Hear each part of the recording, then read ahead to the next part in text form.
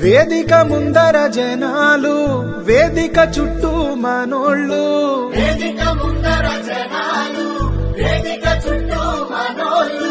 వేదిక మీద పెద్దలు సైతం పెట్టుకున్నారు కన్నీళ్ళు